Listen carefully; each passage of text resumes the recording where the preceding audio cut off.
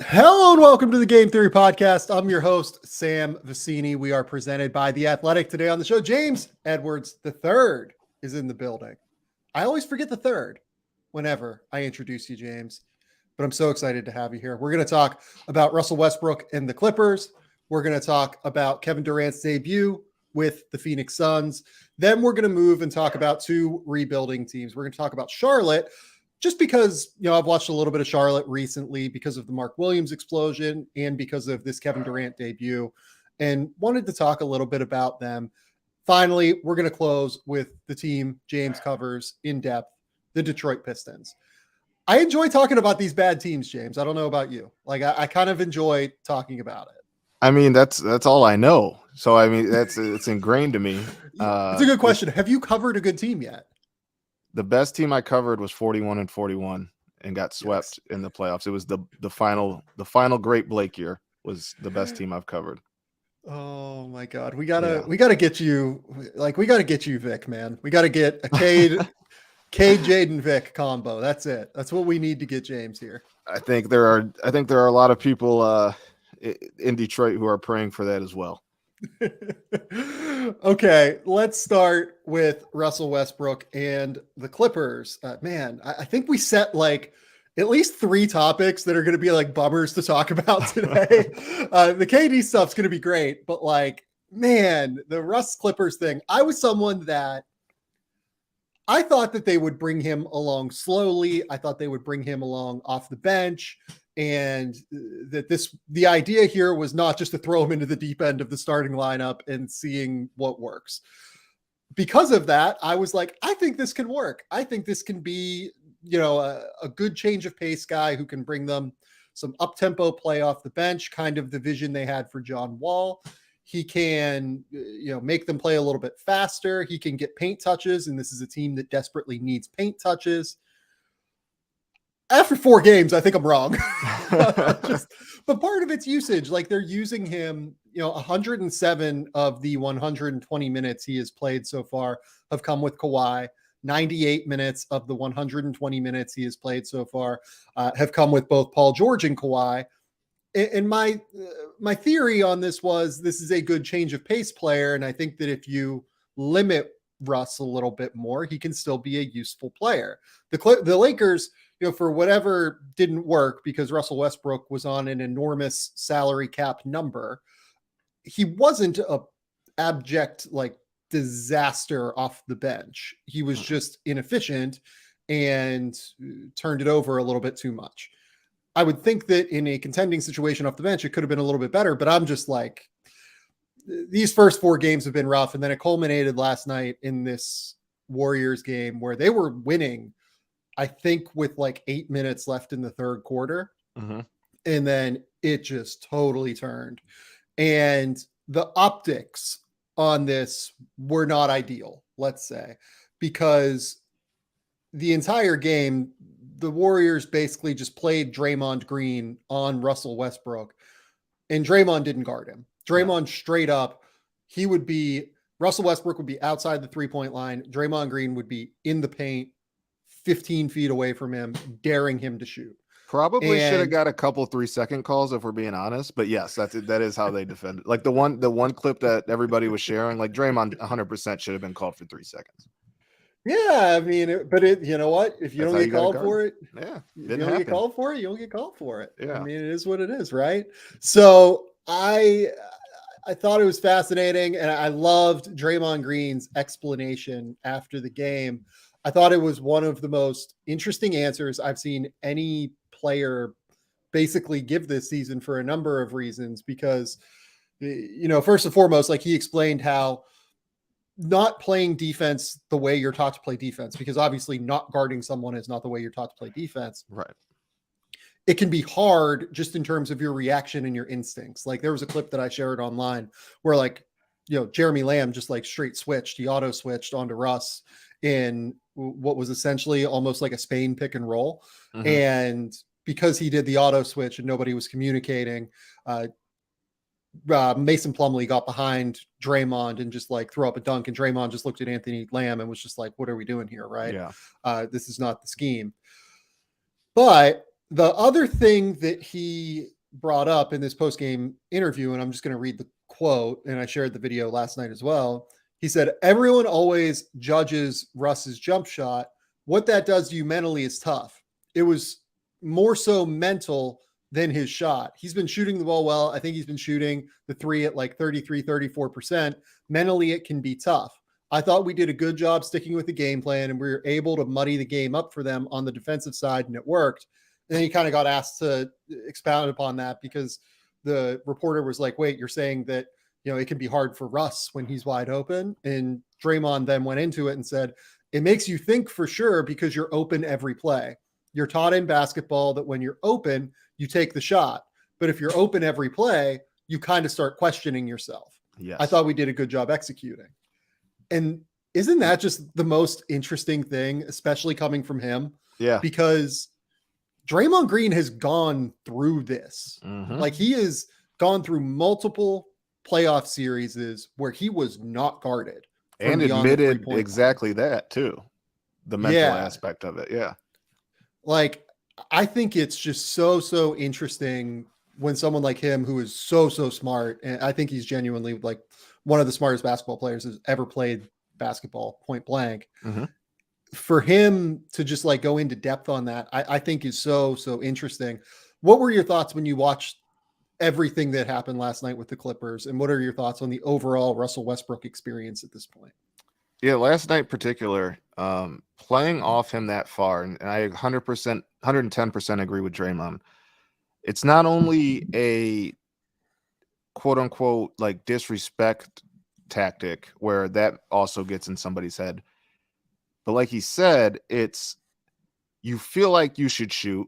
You're an NBA player, so you have the confidence in yourself, but you're also in this new situation and you have these two stallions next to you on the side and you're trying to get them involved. There's been all this stuff with you shooting jumpers late in games for the last few years in LA. And even before that, if you think about just even where Russ is, like if Russ had been there for a year or two, I think maybe we have a different conversation because I think he shoots some of those.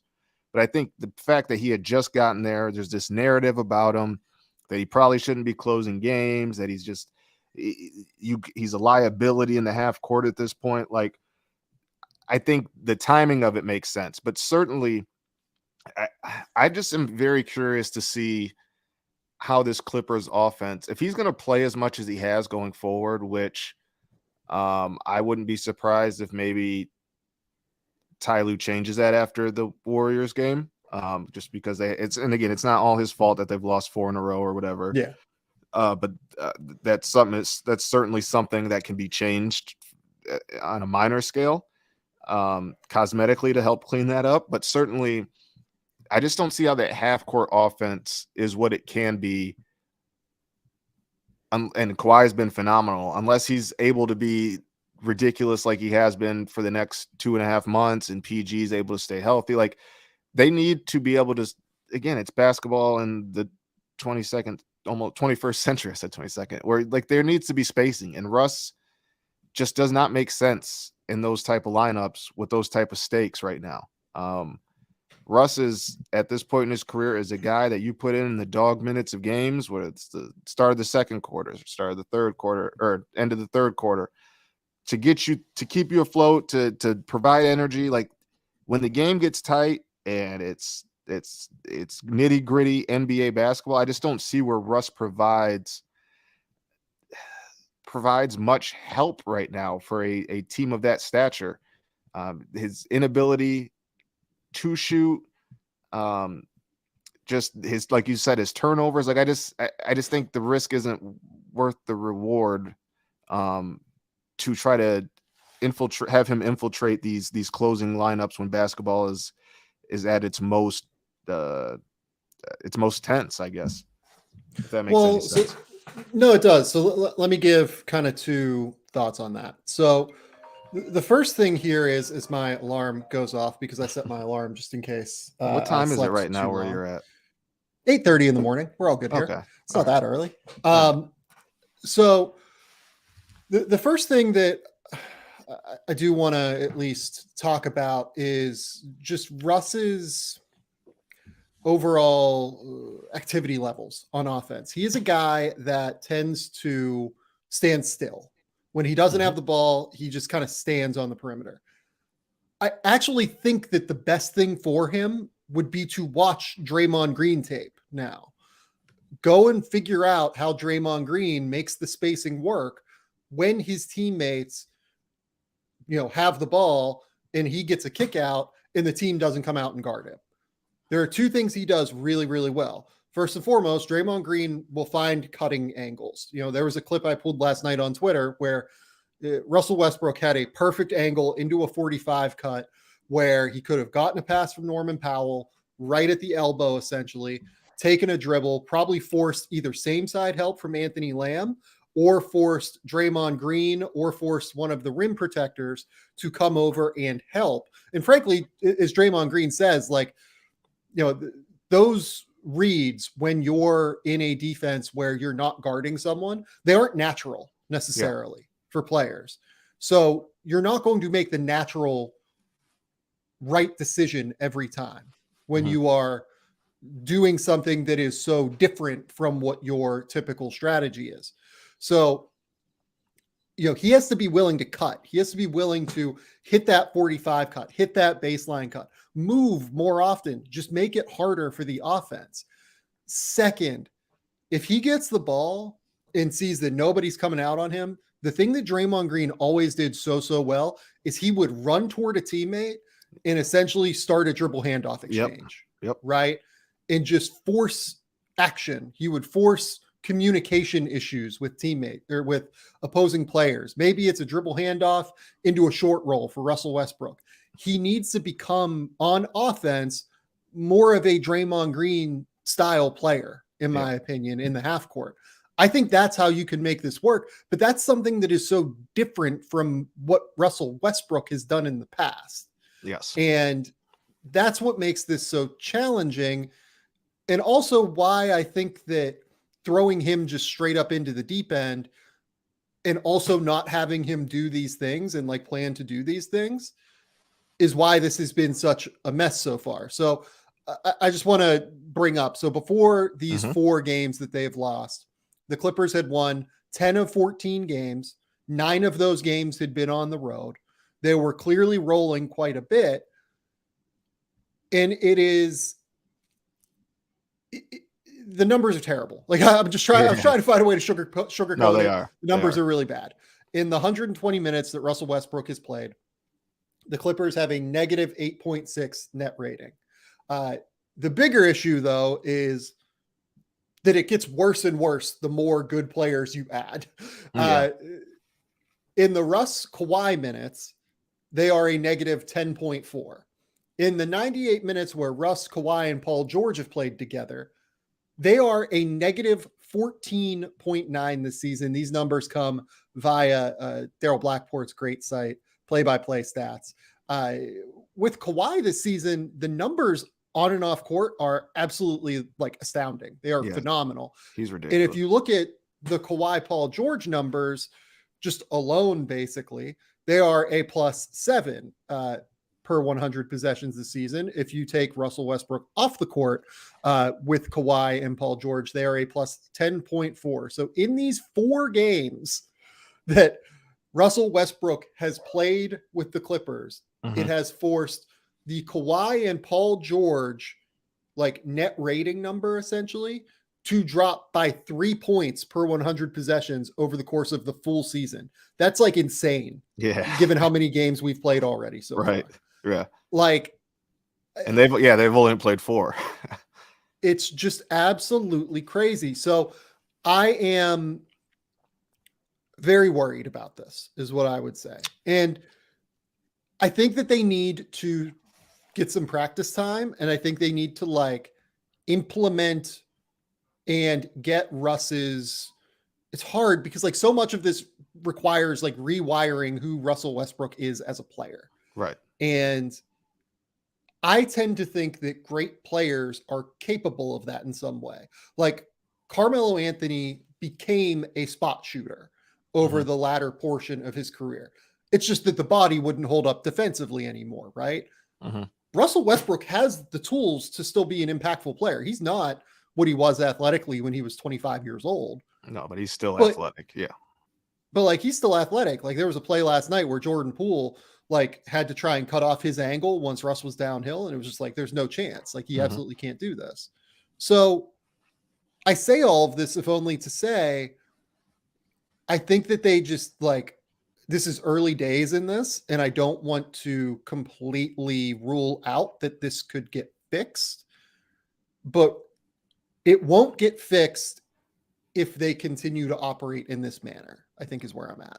No, I agree. A couple things. I think, like what you were saying with the stuff that Draymond does when people leave him open, like you said, works into a DHO, dribbles sideways to set up for somebody to back cut on the baseline, just things like that. And I'm not comparing Hamidou Diallo at all to Russell Westbrook, but one thing that Hamidou Diallo does well that I've always wondered why guys who aren't as athletic don't do it often, eat up the space the defenders give you. Like, just charge them. They're not, if you're charging full speed 9 times out of 10, they're not going to take a charge. They're going to just jump. And Russ is still athletic to finish over, to get fouled. Hamidou does a great job of just like, okay, you're going to disrespect my 3. I'm going to drive into you.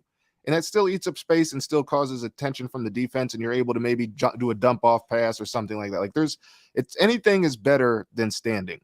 And I agree with you. And that goes to my second point is I just think, and maybe a name comes to mind for you, but I can't think of one, especially like in recent basketball history. Guys who have had the ball in their hands their whole lives. Who is there one that's kind of like adapted to that? Like you think, like James Harden will never do that. Luka will never do that. John Wall never, like, you know what I mean? Like there was never, like, I think that's when those guys kind of start to lose it because they know nothing else. And it's years and years of like you said, of trained instincts. This is how I play. And I think the rewiring, it's too late in the process. I just don't think that stuff comes into their minds in the middle of battle. Yeah. Like, I mean, like, is Chris Paul an example? Like Chris Paul went from being, like in New Orleans, he was like a domineering point guard. Yeah. Right. And he went from being that guy to playing a little bit more off the ball with James Harden, now plays a little bit more off the ball with Devin Booker and, obviously Kevin Durant there now, but it's different because like Chris Paul is like maybe another one of those guys that has a case as being like one of the smartest basketball players that's ever lived. Right. So like Russ is, I think that, every great Hall of Fame basketball player is a genius in their own right. But in terms of off-ball movement and floor spacing and things, Russ is not that necessarily. It's tricky. I think it's very, very tricky. The thing I will also just say, I don't think all this is Russ's fault. No. I do not like last night. The worst stretch that occurred for the Clippers in that game was the final 2 minutes of the third quarter. And that was like mostly Terrence Mann's fault. Yeah. And I love Terrence Mann. I do not mean this as like slander at Terrence Mann. I am an enormous fan of his. But like over that, there was like a 1 minute stretch essentially where he was responsible for like 9 points off of Jordan Poole threes. It was, Jordan Poole ends up getting, he fouls Jordan Poole on a 3-pointer. He has a miscommunication with Norman Powell in a switch or a potential switch that they didn't switch that leads to a Poole 3 in transition. Then he like crashes the offensive glass from 50 feet away and it leads to a 2-on-3 run out. And then when Poole misses that 3, he doesn't get a body on Jonathan Kuminga, who gets the loose ball, and it just leads to another kick out for a Jordan Poole 3. Like, again, like I love Terrence Mann, and I think Terrence Mann will be a much better option in general for ball movement within this starting lineup. Yeah. But, this is to say that this team has other issues beyond Russ, and he is not alone at fault in these 4 games. It's just that this is such a fundamental shift in what they've been doing that it requires a lot more work in order to fix it, I think. And with that, and this is my last thing on it, I still just don't understand, for the role that Russ has had so far, I just don't understand why they even wanted him so bad. Like, I still think like Like Reggie Jackson was I mean, having the best. I think the answer to that is like pretty. It's Paul George is his guy. Yeah, right. Uh, But like at a I mean, point, it's just like Reggie Jackson is better tailored for that. Like that role. Like if you're gonna play Russ that many minutes and you're gonna play him that often with Kawhi and PG, like you gotta have. I just think like I don't know. I guess I don't know if they didn't want to pay Luke Kennard anymore, but like even if you did like point Luke or like had Paul George bring the, like I just think there was ways to take that step that they needed to take, and I don't know if they outsmarted themselves. I don't know. I just didn't understand the point of I know they needed a point guard, but I just don't know how much you can do with a point guard that can't and won't shoot. I just don't know what that does. Yeah, no, I don't disagree, especially one where the book is so out on Russ at this point in terms of just like in a playoff series, you don't guard him, right? That's it. And I don't know, man. I think it's going to be pretty tricky. Let's take a quick commercial break, and then we're going to talk about Kevin Durant's debut with the Phoenix Suns.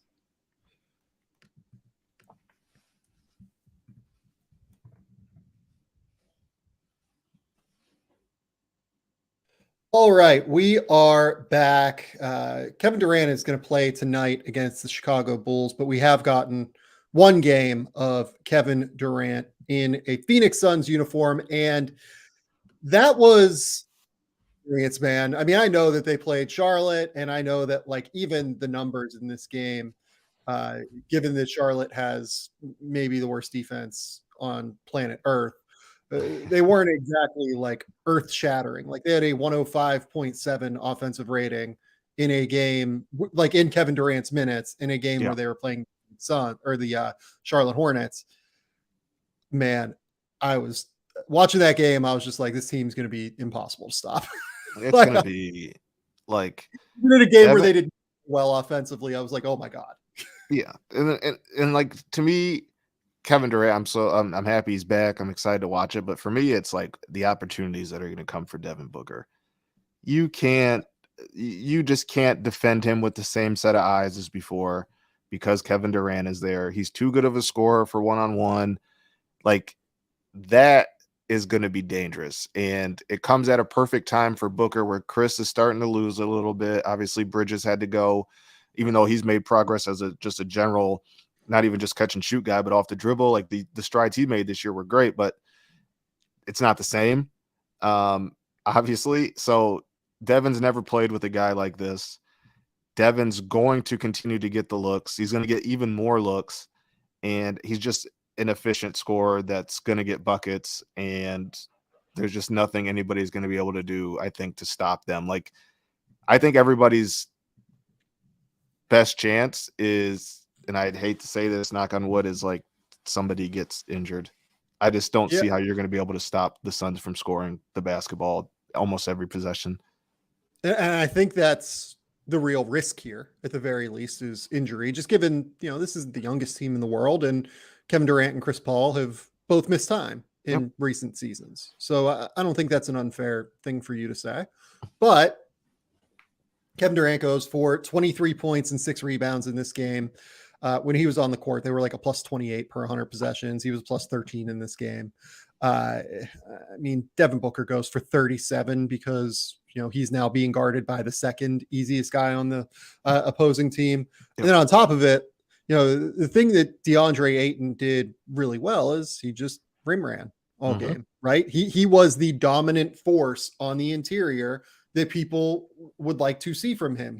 I think he had like 17 and 16 or something, right?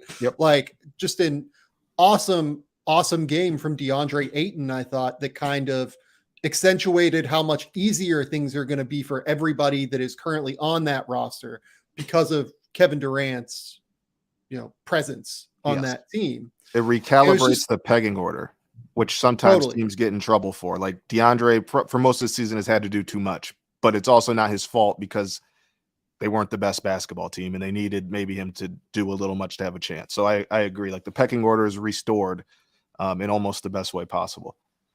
Right. And we just talked about a situation where the pecking order has been altered in to Los Angeles with the Clippers, right? Yep. The thing with Kevin Durant, and this is why I was just such an enormous proponent of this deal, is he actually does not realign your pecking order in a dangerous way. No. He just realigns it in a ruthlessly efficient way, because of how few touches he actually needs. Like, he was outside of the top 50 in the league in touches this season when he got traded to Phoenix, which is just insane. It's Kevin Durant, but that's just who he is as a player. He doesn't need the ball to gather that much attention from the defense, or at least not the ball, doesn't need the ball as much as many players across the league do. Right. So the other thing that just immediately stood out to me with this game was it's just bailout options galore. Like, let's say that the team that is playing Phoenix stops the opposing team for, 20 seconds, 18 seconds on the shot clock.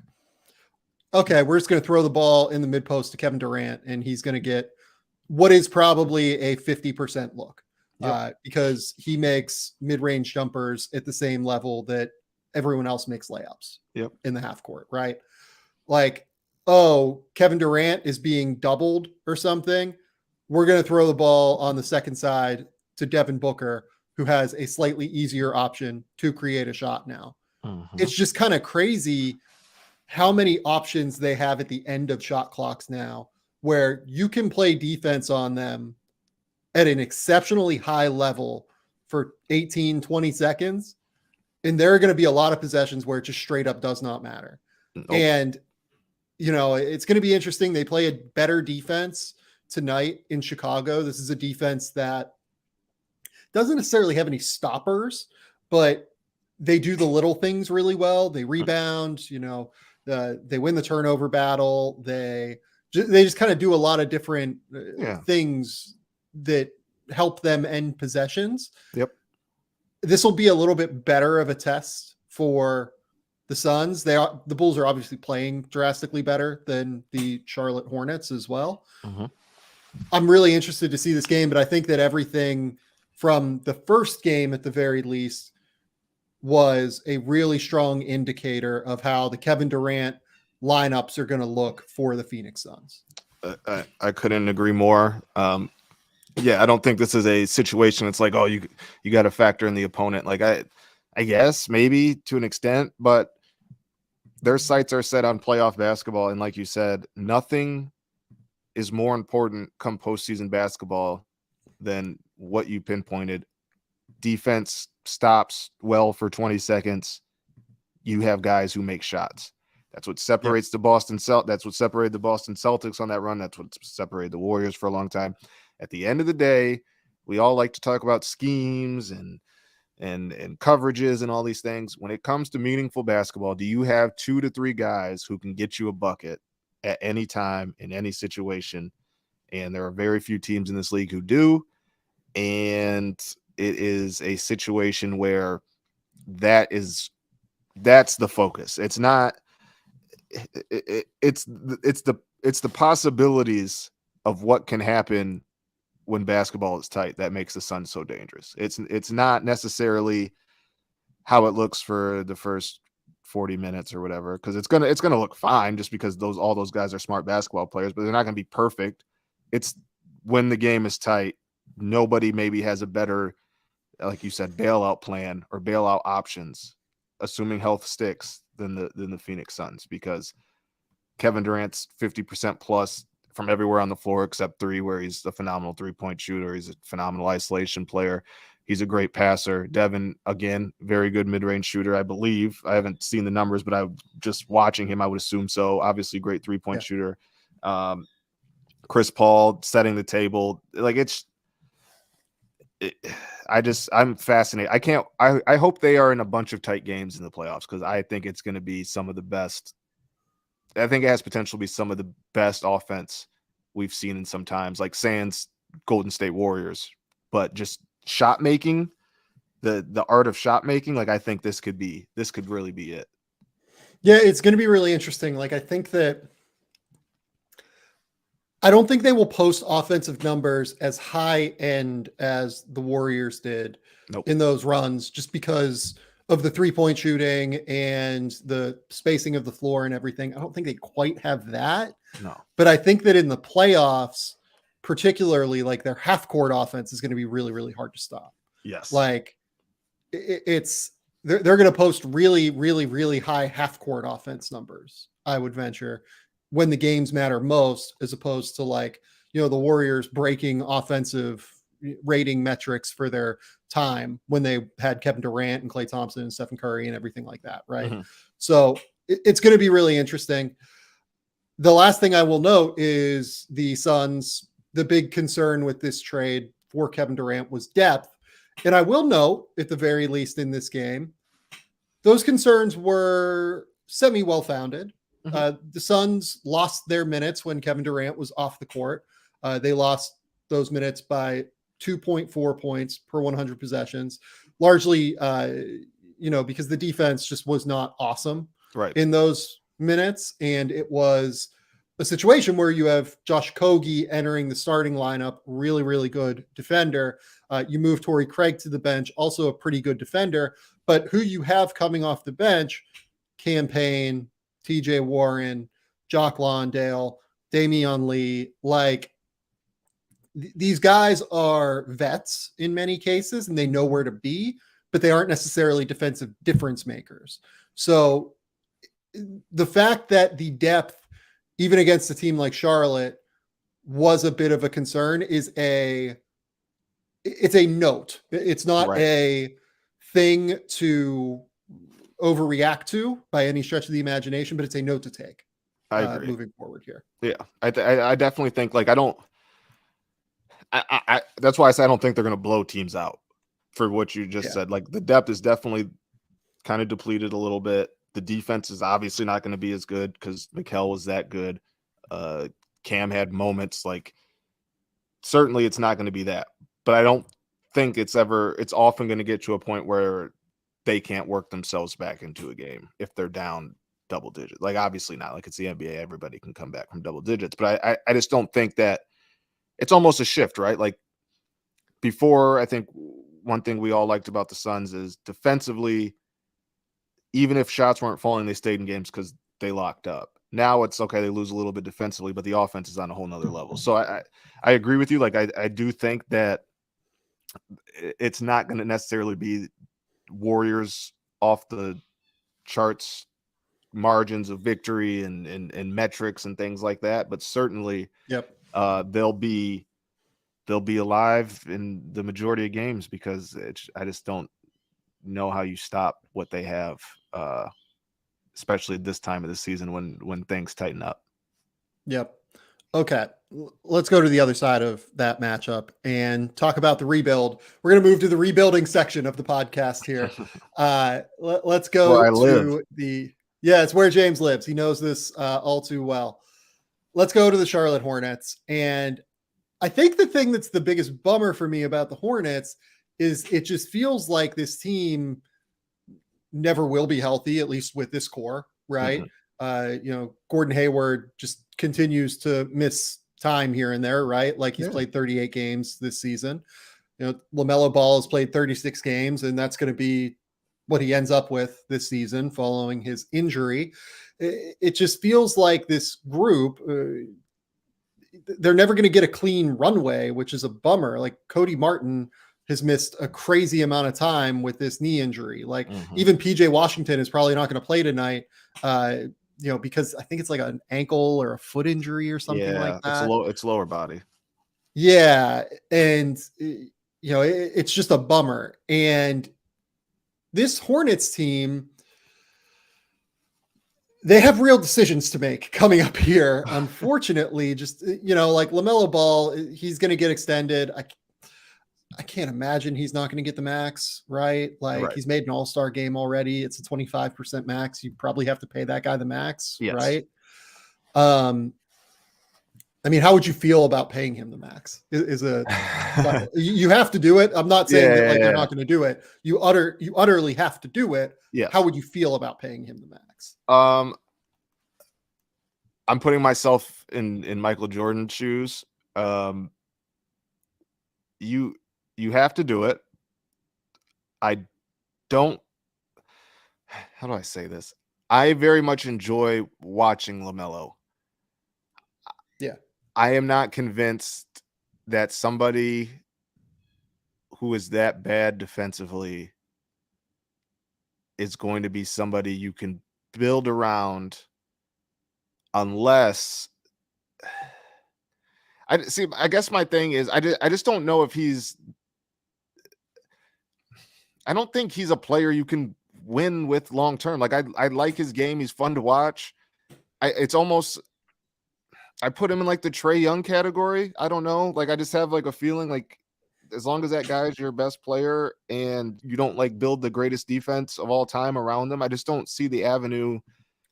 I just don't see the avenue to out of mediocrity. And again, it's not LaMelo has done the things you want him to see. You want to see he still turns the ball over way too much. His shooting has improved.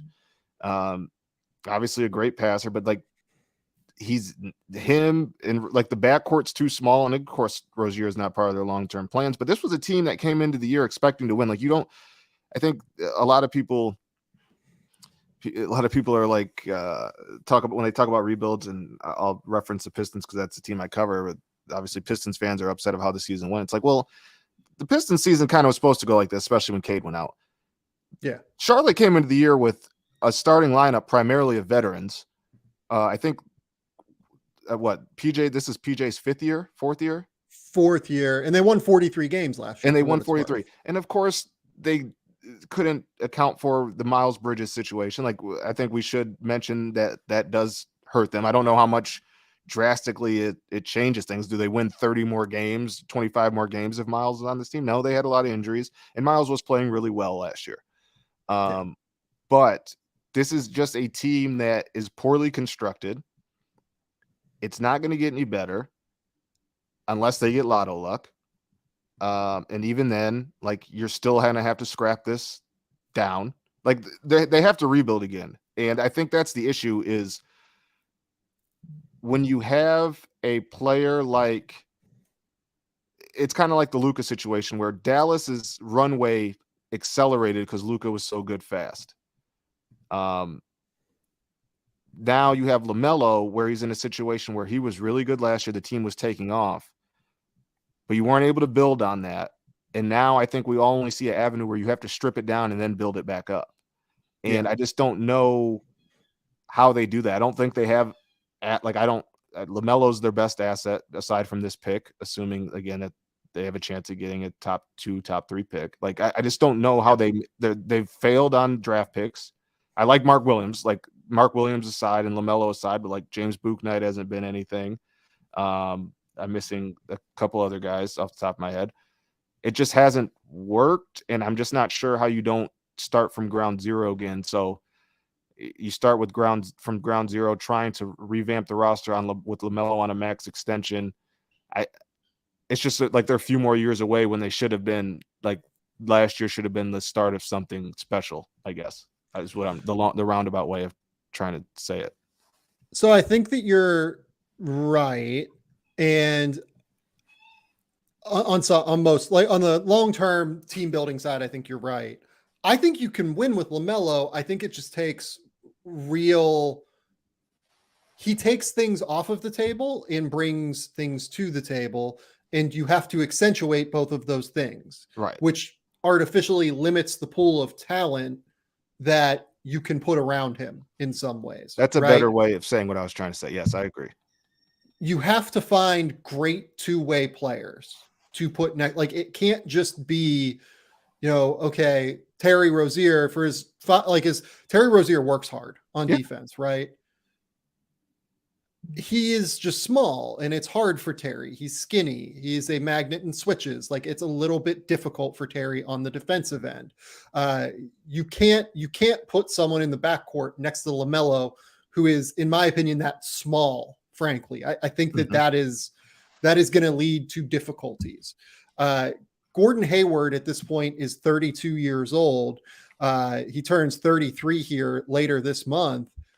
I don't think that you can really trust him moving forward. And this is where their team building situation gets hard, right? Because let's say that you do give LaMelo this max contract extension, which I'm not against. Like, I think he's proven enough to be worth a 25% max, to be sure. I will say this, like, if I was Charlotte, I would probably try to fight against putting in 30% max language in that contract, where if he makes the All-NBA team next year, he would be eligible for that. But I do think he is proven enough to be worth a 25% max at this point. I agree. They have Terry Rozier on that extension, which has 3 more years after this one at basically $25 million pop. They have PJ Washington, who's a restricted free agent this year. I don't know, ballpark $15 million a year. Sure. Or something like that out. Yeah. Right. Yeah. Like, I like PJ. I think he's a really good player. This year he has been asked to do probably a little bit more than what his talent level, is. The teams I talk to really, really like him long-term as the kind of player who can be like either an impact 6th man off the bench for a playoff team or like a 5th starter who can knock down shots and provide defensive versatility at the 4, or be like a, pseudo small ball 5, as we saw them utilize a bit last year. Like, I think that is what is, I like PJ more on a contending team, but if you're going down this rebuild, is PJ Washington like a valuable player if you're going to rebuild for 2 of the 4 years on his extension? And I'm sure that they don't want to rebuild. And so much of this depends on the lottery this year. Like, if they end up with Wembanyama, you want PJ Washington in that case. He's like a perfect player to play with Victor Wembanyama at the 4, right? Right. So, if they get that 14% luck box chance, it's enormous for them, right? And it changes their calculus in such a substantial way where everything we talk about here will be moot. But there's an 86% chance that they don't end up with Victor Wembanyama. And, if you end up with Scoot Henderson, I think that's great. Like I just said, I don't want a small guard necessarily next to LaMelo, but I think Scoot is just such a different ball game that you have to take Scoot at the end of the day if you end up at number 2. And frankly, I think he's a better prospect than LaMelo, so I would just take Scoot and rock. That's not a slight at LaMelo, who I think is going to make a bunch of all-star games. I just think Scoot Henderson is like an all-NBA point guard in the future. And he's like the exact kind of fucking competitor and like gets after it and is tough and like the mentality is there. That's the kind of guy that I really would want to build around if I was a team. Help shift the culture. In a big, big way. So all of that is real. Then you have this summer, you still have the Gordon Hayward deal, which is $31.5 million for next season. That's on your books. I think it's going to be hard for them unless a team is willing to take on Gordon Hayward in a like for like swap in some regard, where they just want the expiring Gordon Hayward money for maybe a longer term deal. I think it's going to be hard for the Hornets to rebuild on the fly, essentially. I think this is a real difficult rebuild for them. The good news is that this is a good draft and they are going to have a shot, something like a 56% shot to end up in the top 4, where you can get, Amin Thompson's a really interesting fit there with LaMelo, both 6'7". Amin is a much better defender and he could defend at the point of attack and take, let LaMelo be like an off-ball roamer. I think that more than anything with LaMelo, you need to have a plan of attack defensively. And I think that I think Steve Clifford is like a great defensive coach. It's just that he's kind of old school and it's a little bit hard to come up with you have to come up with weird strategies. Like LaMelo's best role, I think long-term defensively, is the role that the Timberwolves used with D'Angelo Russell, where he's like a backline roamer and is like calling out coverages, hopefully, and can do stuff like that. And then just being like a total force that drives offense and drives playmaking and, transition play and everything like that on offense. But again, if you get Amin Thompson and you pair him with LaMelo, you probably have the best transition offense in the league because both those guys are real rebounders. They push the pace, they drive offensive play and transition. Mm-hmm. But like, I mean, I don't know if that totally works. Brandon Miller would be great for them, Right. you know, assuming I talked about the Brandon Miller thing on a previous podcast. I don't know that I really want to get into it yet because there still seems to be so much that's going to play out there. But in terms of fit, that's a really good one. Obviously, Vic and Scooter, really good fits. But if you end up outside of the top 4 again, it gets dicey real fast for them. And I mean, this is a hard situation to pivot out of if you don't, you know, get the lottery luck this year. And on top of it, next year, I mean, I don't think there's anybody as good as Brandon Miller in next year's draft. Yeah. Just doing my, I mean, obviously I lean toward you on that, but even in my research as of late, like it seems like this is the year to get lucky.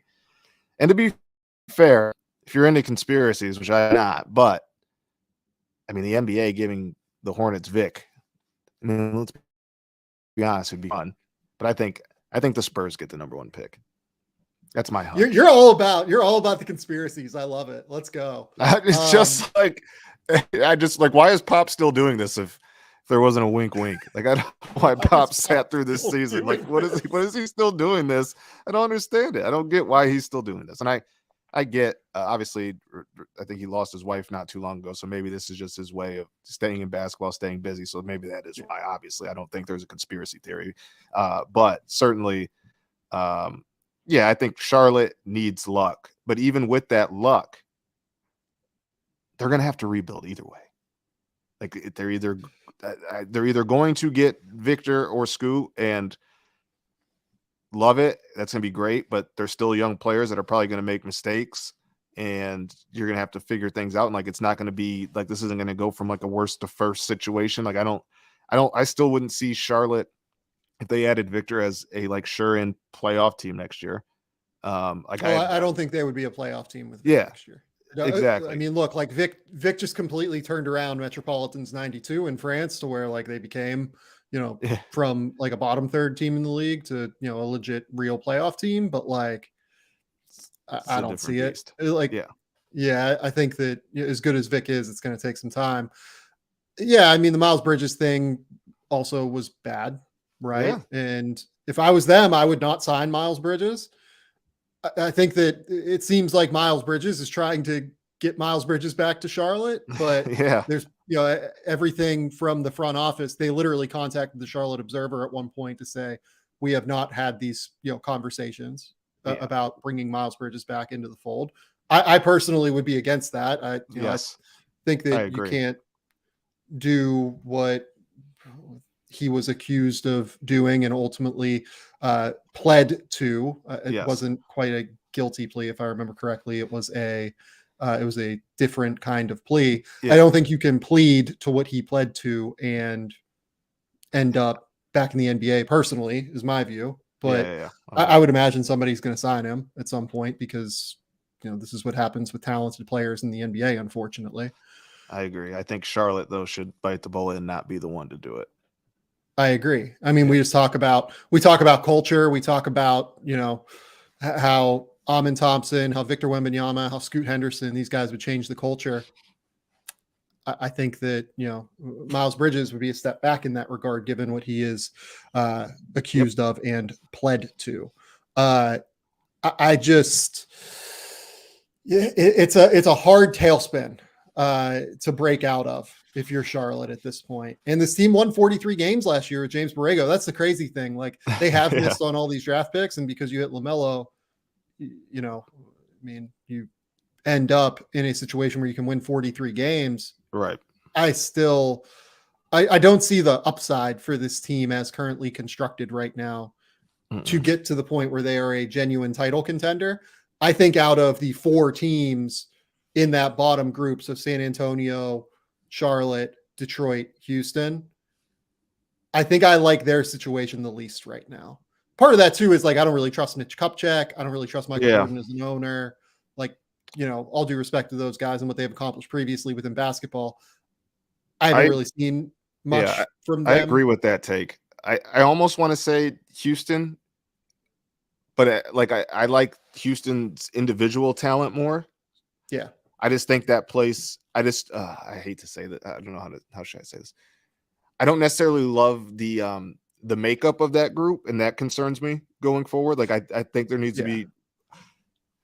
Houston has a lot of young guys that are trying to make it in the NBA all at once, and I don't know that it leads to the best team-based results. Yes, long and I think, and again, it's because I cover the Pistons. I think the biggest difference between Pistons and the Rockets is I think the personalities that make up the group in Detroit are, I think they're, even though they're young, I think they're a little bit more mature. I think Houston lacks. I think the lack of maturity for some of the key young pieces in Houston concerns me going forward. And again, they're kids that could change.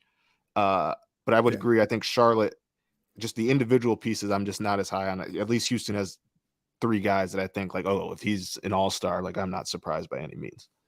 Yeah, I agree with that. And maybe the last thing I want to talk about Charlotte real quick before we move on is I don't want to end this Charlotte thing on just like a total dour note, even though I think that they're in a difficult position moving forward, just to pivot out of, essentially. Yes. Mark Williams has been awesome for the last month. He has been absolutely tremendous. He's been everything that they could have thought of and could have hoped. I'll be honest with you. I think that this month of Mark Williams has been better than anything I've seen from Jalen Durant this year. I think he has been absolutely outstanding as a lob threat. I think that his defensive tools have showcased themselves just a little bit better than anything I've seen from Jalen Durant so far. I think Mark Williams this month, at least, and Jalen Durant has done it for the full season. He's come past the rookie wall. He looks really good.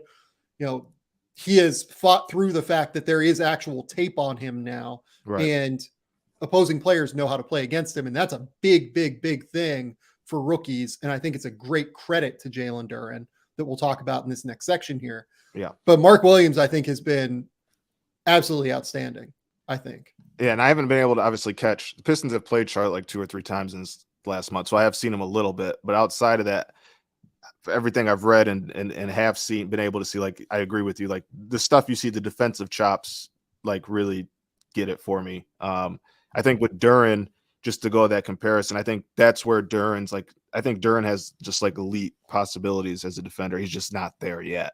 And I think Mark has maybe shown that a little bit quicker, at least in this last month.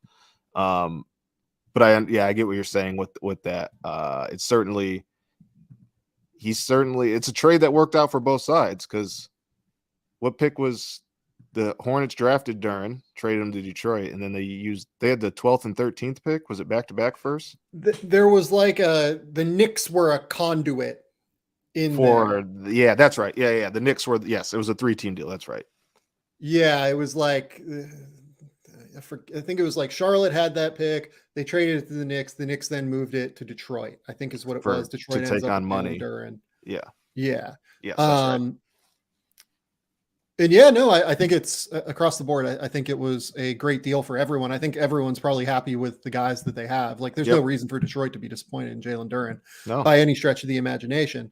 Mark Williams looks absolutely terrific, in terms of, again, we'll use play-by-play stats for this metric, but in the 564 minutes that Mark Williams has played, the team has a 112.4 defensive rating versus a 116.1 defensive rating when he is off the court.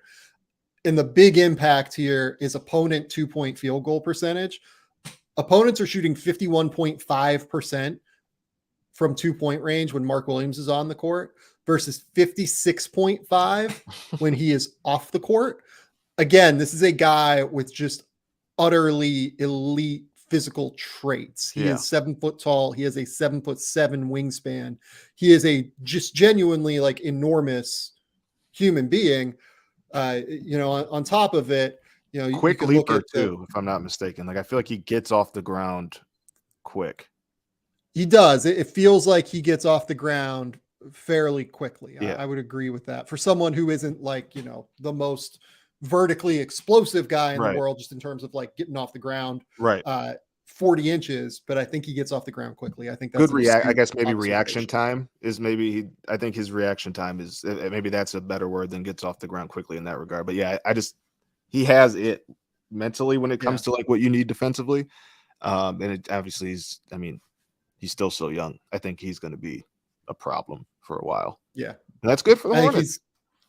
I think he's a real difference maker for them defensively long term. I think he is a long-term starting center in the NBA, which is what this team absolutely needs next to LaMelo Ball, a real rim runner, a real defensive anchor, a dive guy long-term. He has some real Clint Capella-y upside, in my opinion. That's a good comp. And, we've seen how well Clint Capella has worked in terms of his pairing with Trae Young in Atlanta. And I think that, Mark Williams is going to end up with a pretty similar impact. Let's go to the other side of that little mini comparison that I did there with the Detroit Pistons now. I'll just give you the floor. State of the Detroit Pistons from James Edwards. You know this team better than I do. I would love to hear where you're at. So it's so hard to kind of put it into words, because at the end of the day, this is what makes the Pistons unique is Cade was the straw that was going to stir the drink, right? But he was still figuring things out. So without him he's missed basically the whole season. He's played 12 games. To go that long without him, it kind of just altered Detroit's plans in terms of this season and like what they wanted to do. Obviously, I think they had aspirations. I don't think they expected it to happen, but I think they had aspirations of possibly flirting with the play-in. Cade being out completely stripped that. I think they went to experimenting more than they would have. It led them to taking chances on a guy like Wiseman, which I think, obviously I've reported it a bunch, and I'm sure you know this. They very much liked Wiseman in the 2020 draft.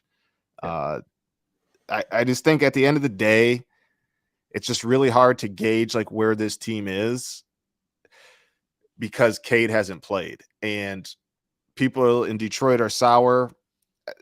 Part of that is because I think a lot of people have seen the names that they drafted over the last few years, and casual fans have come back oh, we got all these first round picks, and not really understanding how it works in the league, that Giannis and Steph and all these guys and Devin Booker were part of losing seasons for 4 or 5 years before their teams turn the corner. That's just kind of how it works in this league. Not to say that the Pistons will do that or that Cade is on that level of star quite yet, but it usually takes time.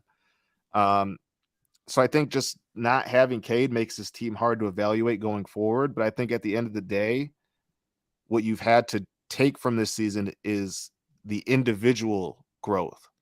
And I think in most cases, for the large majority, that has been positive. I think I am Jalen Duren, what he's done this year has completely surprised me. I think that is, and I don't know if we'll talk about this, but obviously people have gotten off their big man jokes once they traded for Wiseman. But I would imagine that part of the reason they signed Bagley in the summer was because I don't think they thought Duren would be this ready right away.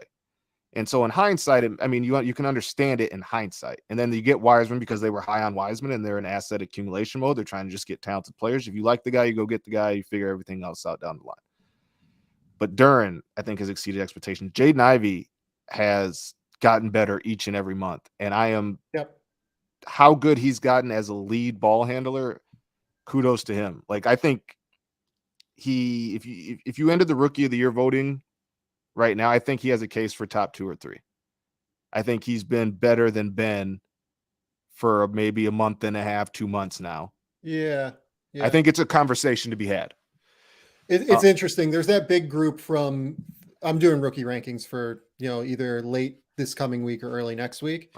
And there's a big group right now. I have Walker Kessler at 2. I think he's just been ridiculously impactful on winning. That's fair.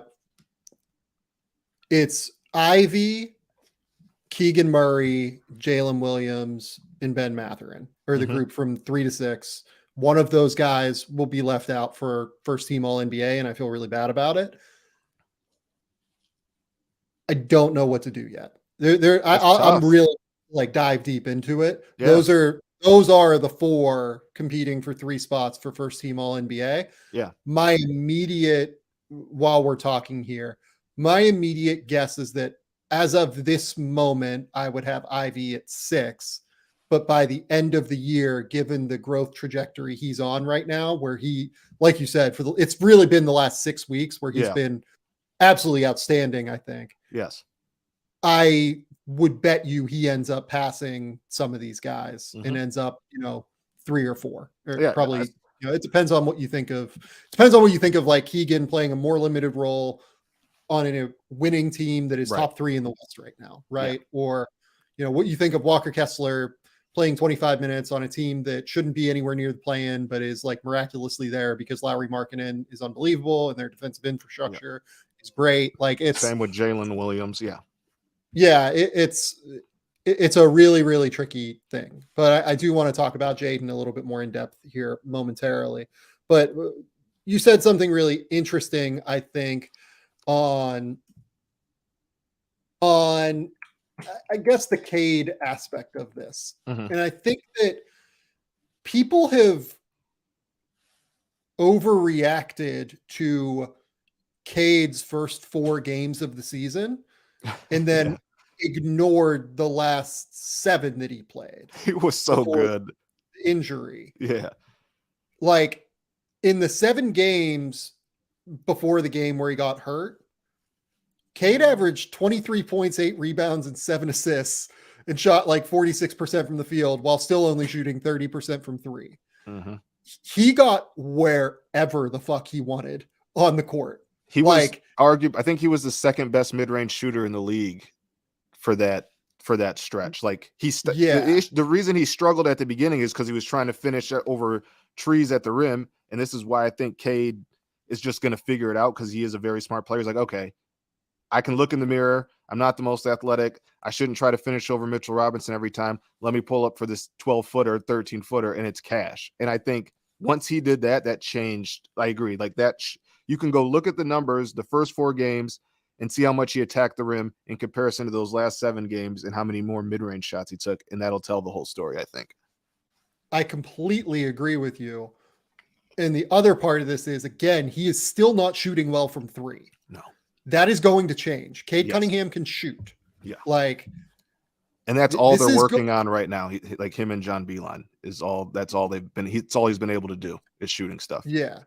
So like, Cade is going to shoot from 3. He already can shoot from the mid range. The ability to shoot from both of those spaces is actually going to open up the area at the rim for him. Mm-hmm. The way that he can completely control and dictate defenders, keeping them on his hip, keeping that advantage that he gets out of ball screens at a really high level. He already has that. Like, I have seen nothing that makes me concerned about Cade Cunningham beyond just like the finishing at the rim. Yeah. Right. Yep. Like, this dude's going to be a star. I am on board with Cade Cunningham entirely. Yes. And I think that people way overreacted to those first 4 bad games that he played. Guys play a bad stretch of 4 games pretty regularly in the NBA. Even the best players do. And he has a history of when he comes back from extended absence, whether that's the off season, whether it was COVID, he usually struggles to get into basketball again. Like I wouldn't say he eases into it, but it's certainly like you can go look at his numbers when he returns from an absence. It's like it takes a couple games for him to like get into his sweet spots. And I think that's the biggest thing. Like everybody was so, I think I would say like a team like Orlando has kind of like overtaken Detroit as like the shiny, fun rebuild team. Like I would say the Pistons was that last year, but I think like what people forget is like as much as fun as OKC has been, they have a top 20 player. And that changes shit. And the Pistons don't have that. And the guy who could be that has been out the whole year. That just like, if you take Shea off as much time as OKC has had, like we're looking at the same situation. I believe that. But Mark Dagnall for Coach of the Year, by the way. Terrific. Mike Brown's going to win, but Mark Dagnall's been terrific. I'm on Mark Dag. I want that. But I think that when Cade comes back, it's like he's put on, like he looks bigger, like he's put on weight, like he looks different. I think people are going to be surprised when they actually like see him for the first time, like in a jersey and back out on the floor, just like how different he looks. The other thing with the thing with Cade that I just want to like bring up here, like you brought up the comparison to Orlando. I am still taking Cade Cunningham over Paulo Banchero long term. Yeah, just straight up. Like I agree. Paulo has been phenomenal this season. I mean, no disrespect when I say that. I think Paulo is going to be an absolutely great player. He's going to be an all-star. Give me Cade Cunningham's just processing ability, his ability to be like a primary ball handler, his ability to be. Everyone's really excited about Paulo Banchero's passing ability, rightfully so. Yeah, I mean, Cade Cunningham is going to slice and dice teams for years as a passer. I'm with you. It's the processing. Like Cade Cunningham's a supercomputer as a processor of basketball. And as soon as the shooting comes around, it's going to be filthy. And I think, I don't know if it's out of sight, out of mind. I don't know if it's because of who was drafted right after him with Mobley and Green and Scotty Barnes, and people are excited about them. Plus, people are calling him injury prone because he twisted his ankle in training camp as a rookie, and then he finally was able to deal with a shin injury that's been battling him for years. Like I wouldn't go that far. Like everybody sprains their ankle. I just think with Detroit, and I don't want to sound like things have, for 100%, things could have been, the processes this year could have been better. I'm not saying that, but when it comes to rebuilding, I think people need to be remembered that Detroit started from ground zero. There was no Paul George to trade like OKC had that got you Shea and a bunch of picks. There wasn't even a Nikola Vucevic that was able to help you get a Franz Wagner. And what else? They have a Wendell Carter Jr. and they have another pick this year. They have one coming too. Yeah. The Pistons' three best players when they decided to rebuild were Reggie Jackson, Blake Griffin, and Andre Drummond. Those three got back Detroit, Brandon Knight, John Henson, and second-round picks. I understand that Pistons fans have been it's a historically great franchise.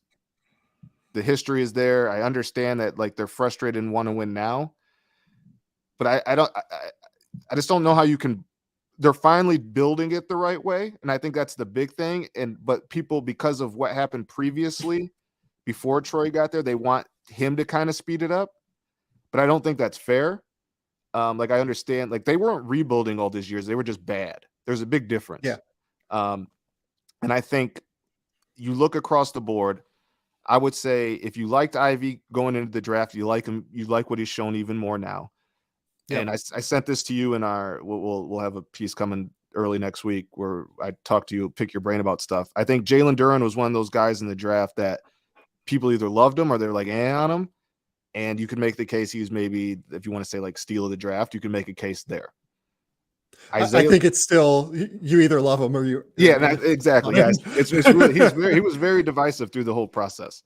Yeah. I think I'm higher on Jalen Duren than I was pre-draft for what it's worth. And I like Jalen pre-draft, but he's shown enough now to where I'm like, okay, this is definitely a starting center. Yeah. And I'm actually looking forward to see what you say to that question. Isaiah Stewart showing some of the stuff he's done at the 4. I understand that the efficiency across the board is not great, but this is somebody who is actually doing things that he's never done before. He's shooting 33% on 4 threes a game. He's showing stuff off the dribble. His rebounding is still there despite playing alongside another big. I still think he's one of their better, more versatile defenders. Let's talk about the front court. Let's do this because I think it's really interesting. And I think if we're going to talk about it, we have to start with Duren because Duren is the guy that has shown the most at this point. Right. Mm-hmm. And while I know that they love James Wiseman pre-draft in 2020, and I know that they love Jalen Duren last year. Yeah. Jalen Duren is multiple. I think he's 2 years younger and he's shown more at this point. Yes. He's played more minutes. Yeah. He's played more minutes. They have very similar flaws, weirdly, because they both are just really struggling positionally in ball screen coverages. I've seen some people excited about what James Wiseman has shown so far, even defensively in Detroit. And I just firmly disagree. Yeah, Like, could I not think a lot of his disagree success more. has just been that he's 7 foot so far. Yeah. Yeah. And that he's rim running and that he's Right. getting out in transition. And Well, I meant it's a defensively. good, yeah, like it's a good thing that James Wiseman is playing these minutes. Like I'm all for it. Like I think that it is super valuable for him to get these minutes. And I am by no means saying that this guy's going to be like a bust. I think he's probably going to stay in the NBA for a very long time. Mhm. I don't know at what level right now. I think that it's going to depend on one thing I talk about all the time. And this is something that someone brought up in the comments, just in terms of like, Jalen Duran versus Mark Williams. Jalen Duran's 2 years younger and just has had less reps at this point than Mark Williams, with good coaching and with, good everything defensively. Right. With James Wiseman is just straight up missed like 3 to 4 years of his basketball development in terms of reps. And one thing that I've been talking to people about a lot recently is, can you actually get those reps back as a young player? Like, does missing that time, missing that developmental, missing those minutes. Yeah. That's Troy said that if we wanted to get him, because when you have that much talent, if you don't use it, you lose it. And we want to get him to use it again. I agree. Yeah. And like, you're steps behind everybody else at that point, just in terms of your, like in James Wiseman's case, you can just literally see it in his ball screen coverages. He does not know the angles at this point. He does not quite know like where his level is. He often gets caught in no man's land still, but he's 7'1", has a 7'6" wingspan, is very athletic. And there are moments of absolutely spectacular flashes. Right. Yep. Can you make those more consistent? Something we talk about a lot on this show because of Samson Folk is the great players in the NBA. Everybody in the NBA shows flashes. Yep. Every single player in the NBA is good enough to play on the NBA court and show flashes from time to time of genuine greatness, because that's what being one of the 450 best people in the world at something is. 100%. It's that ability to do it night after night after night that makes you a great player. Yes. And we'll see. Like we'll see if James Wiseman can get that back. But if I'm them, I'm not prioritizing minutes with Jalen Duran and James Wiseman. And I'm not prioritizing James Wiseman over Jalen Duran, because Jalen Duran has shown more. He's a better rebounder. He's more physical. I think he's a better switch defender. I think he moves a little bit better. And I think there's just more upside there at the end of the day. And I think that was just reading Twitter and things when that trade happened. I personally thought that was kind of like the biggest misconception of the trade. Like, I think a lot of people were like assuming that Wiseman was coming here to overtake JD. I think when JD gets back healthy, it's either going to be Wiseman's coming off the bench and they're going to both play equal amount of minutes, or they're going to experiment and see what JD next to Wiseman looks like. Like, I think Isaiah Stewart, while it may kind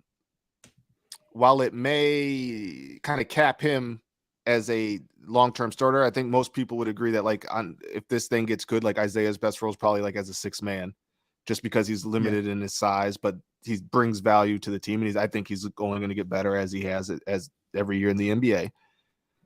But like, he's the guy that can float. He can play, assuming the shooting continues to improve as it has.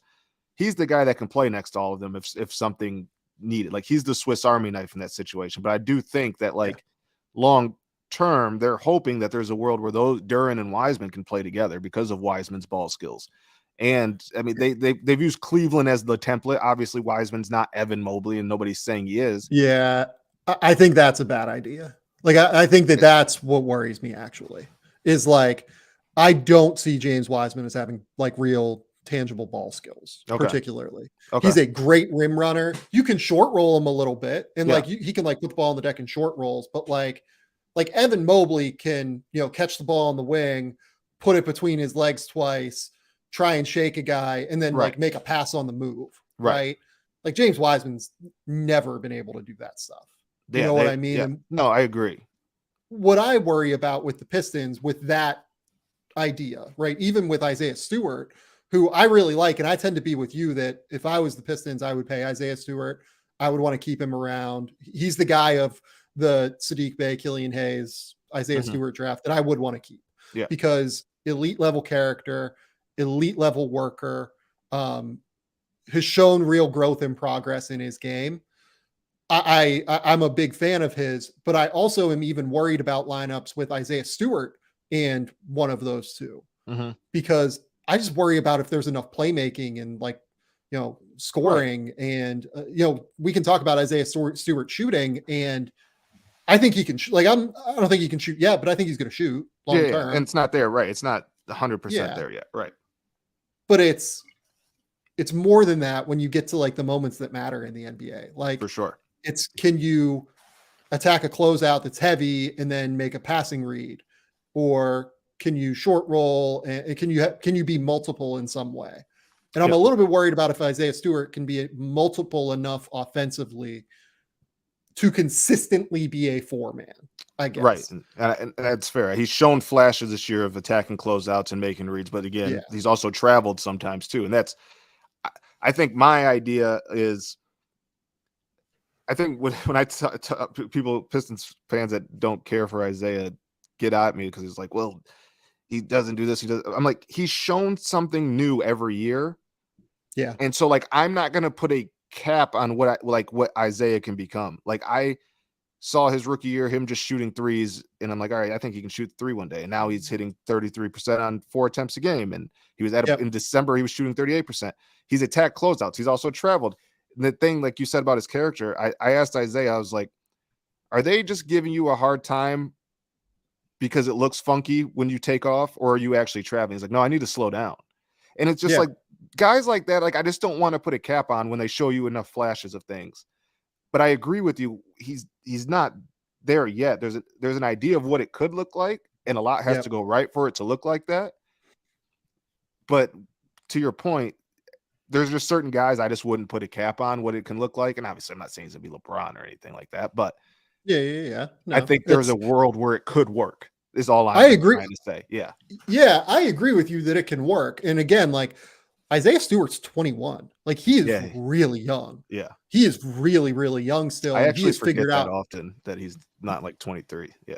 And he's like a mature human being, and he looks like he's 30, right? He's just so physically enormous that he has the frame that already has developed. Right.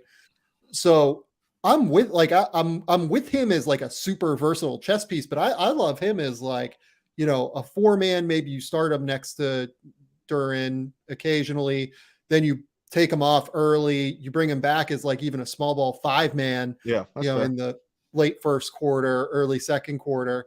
And then you have that positional versatility where if Jalen Durant is struggling in ball screens and teams are attacking him relentlessly and just going for it, which we'll talk about Durant in a second here. Yeah. I love Isaiah Stewart as a potential small ball 5 long-term that can like switch maybe, out onto tough players and can be like a pick and pop guy and can give you corner 3-point floor spacing. Like I almost like him as like a Maxi Kleba type or something like that. Like I love what he brings to the table. I'm a big fan. I would pay him. Like I would, he's one that's, I know that there was some question about moving Sadiq Bey, not from Pistons fans that watch a lot, because I think the Piston fans that watch a lot were like, he's kind of slow, struggles defensively, hasn't come along enough as a shooter.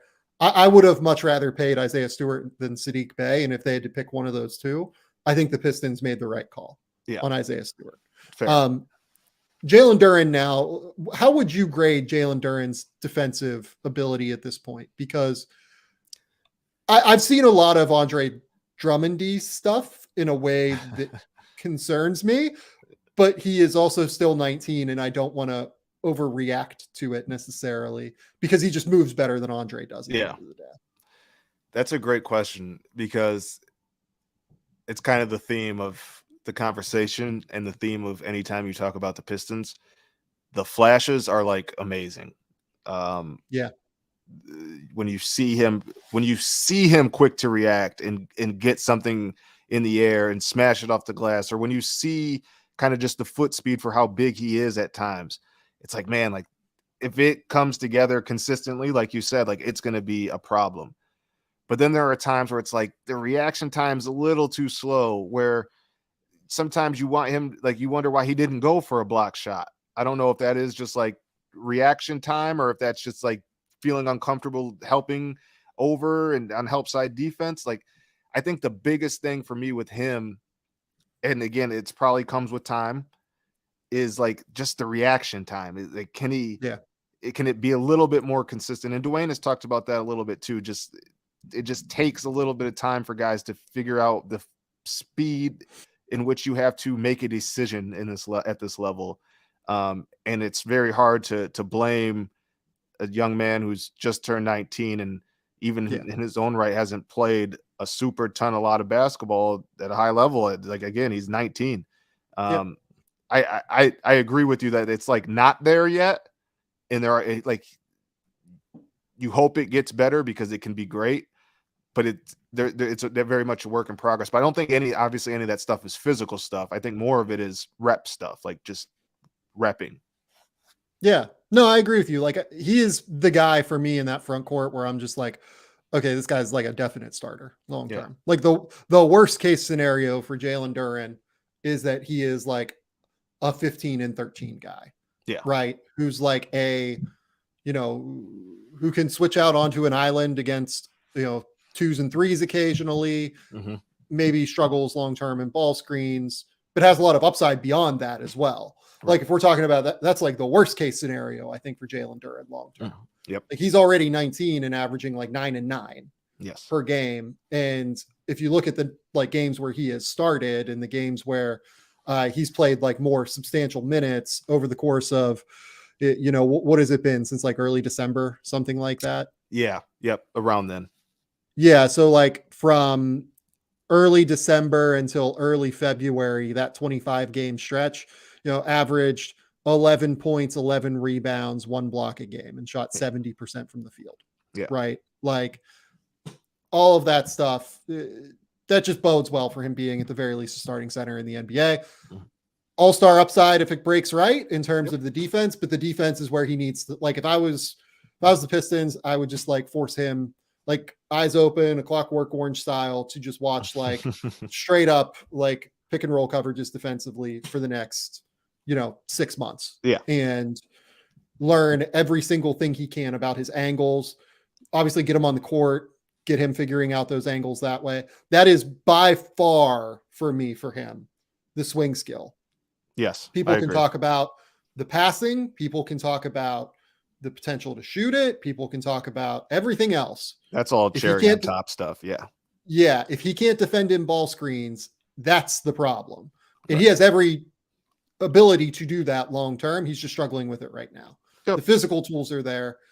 Everything is very attainable for him. He just has to be willing to put in the time and the effort and the energy and be willing to learn. The last guy, I think you nailed it. The last guy we haven't talked about is Jaden Ivey enough. And that's where we'll close this. Jaden Ivey has been fucking phenomenal for 6 weeks. And I didn't think he would be this good this quick. So I know you were high on him. We've talked about this. And I had him I had him in the same tier as the like Paulo, Jabari Smith, Chet Holmgren group. And I came so close to having him in the top 3. I really did. Yeah, I remember you telling me Jaden. I love him so much. The thing that is most impressive to me with Jaden Ivey is that Jaden is obviously one of the 10 best athletes in the NBA. Something like that, right? Maybe 15. I don't know what the number is. But unequivocally in terms of power, explosiveness, first step, all of it, like he can go by anybody, basically. Yeah. I think too, just to interrupt, because we talk about this on Press Row. I think one with Jaden, I think people thought initially like he's a high leaper. It's not that he gets up high. It's the quickness in which he gets past people and off the floor. Yeah, that's what separates him. It's not how high he jumps. It's how quickly he gets off the floor or how quickly he gets past people that just like is second to none with the ball. That's 100% right. And that is a great call. Yeah. The thing that has been most impressive to me, though, is actually the ability to downshift. Yes. That's what he's developing. For like the He's last month and a half, developing. it's been pretty good. Yeah. Like at Purdue, the thing to remember with Jaden is like they play that style of basketball that we see now with Zach Edey, that we've seen, this year with him. We saw last year with Edey and Trevion Williams. Trevion Williams alone when Jaden was a freshman at Purdue. They don't necessarily run a ton of ball screen stuff. Mm-hmm.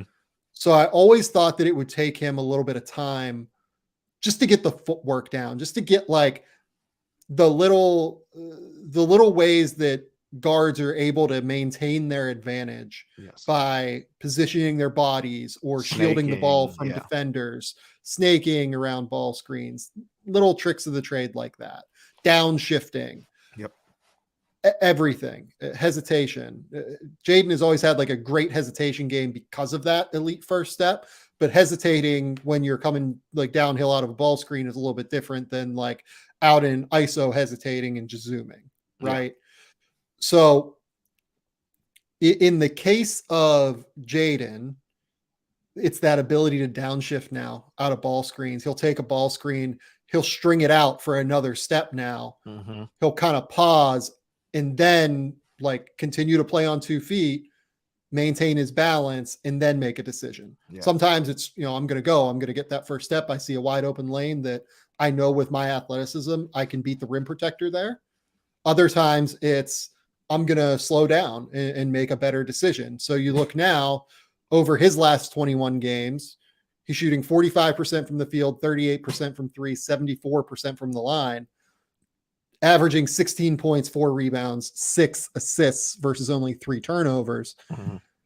It's the fact that he now has that ability to not look like things are moving a million mile an hour for him and process things. I think that is the biggest difference from end of November to now. Like it's night and day. And Troy talks about this too. You don't really know how much, you do your research and you learn about a guy, but you really don't know how much he works or X, Y, and Z until you get him in the house. Jaden is ridiculous worker, and he works after practice on the snaking and the pick and roll coverage and the mid range, because obviously he didn't shoot it well and he didn't have a great middle in between game in college. He struggled early on, and that's even slowly gotten better, his mid range game. That just not enough good things to say about it. I didn't think he would shoot the ball this well. I still don't even know if I believe in his shot, but I can't say anything because like it's going in at a great clip. The free throw thing is concerning. I do think like eventually maybe you have to make like a little mechanical tweak with his shot. I don't know what it is. It seems like it's just, I don't know, it goes in, so I can't say anything. But I think that there's 2 areas where he, I think, really needs like the next steps. It's the finishing at the rim. And I think part of that is just right now, he just still goes too quick at times. And just like, if you look at his numbers right at the rim, I don't know exactly what they are, but they're not great. And then defensively, he has all the tools to be a phenomenal point of attack defender. He has the mentality. He has the physical gifts.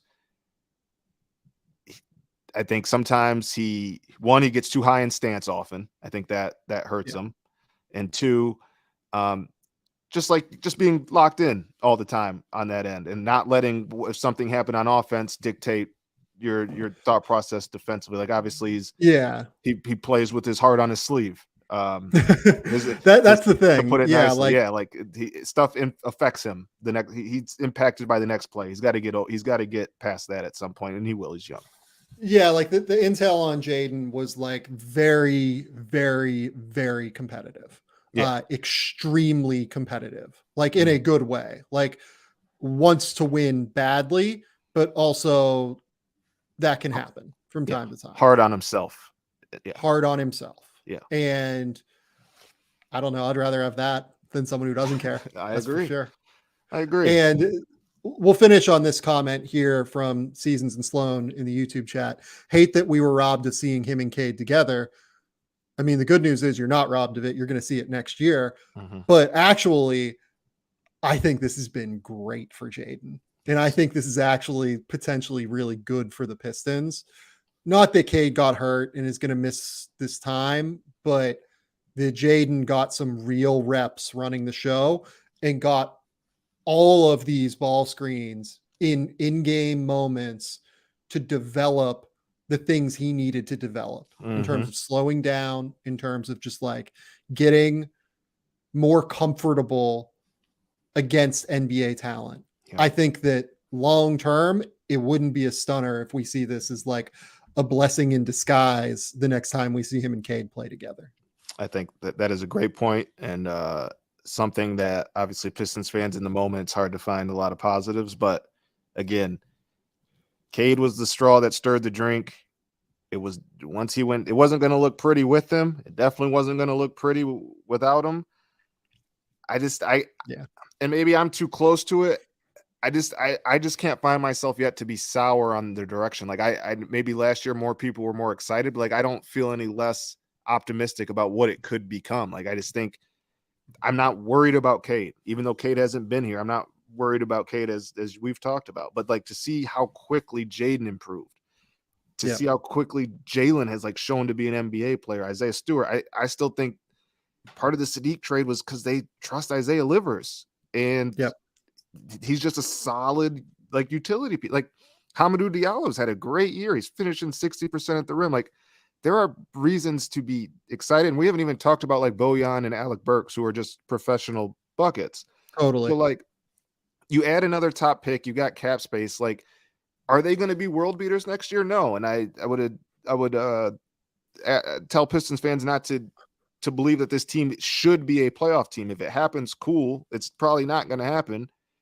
But like, I think next year, are you ready? Are you ready to say it? I think if they get Vic, they're a playoff team next year. I'm with that. I don't know if they get like, I don't know if Brandon Miller is, they're a playoff team next year, but if they get Vic, they're definitely a playoff team. Can I ask you a question that I have in my questions I sent you? Just I don't want to hear people that are watching us to get your answer. Well, let's save it for that. Let's save it for that. All right. Let's give them a preview. Yeah. Let's, go read the thing James and I will have coming on Tuesday. Yes. At the Athletic on the Pistons and some of their young guys. Did you ask me about Killian Hayes in that thing? No, we have no, we are past that phase. So someone asked me about Killian Hayes, Escobar Furious Sr. I will just note, look, Killian has worked his ass off defensively. I think he's gotten better. Ultimately, it just really comes down to the shot. And there's been no... He had a month and a half where it was like, and then it went away. Yeah, so 29 game stretch from November 18th until January 19th, where he shot 35% from three, averaged 12 points and 7 assists. That's a really good stretch that should be somewhat encouraging. I mean, he shot 25% from three since then. Yeah. Like it's, you can't be good for 30 straight games and then go back to shooting 25% from three. So Agreed. That's, he's not a long-term like building block for them. He is if the shooting comes around this off season, it's a bonus for us moving forward guy. If it doesn't, no chance I consider an extension with him this off season, and I want to be able to move on long term. Yeah, I think that is the direction it is heading.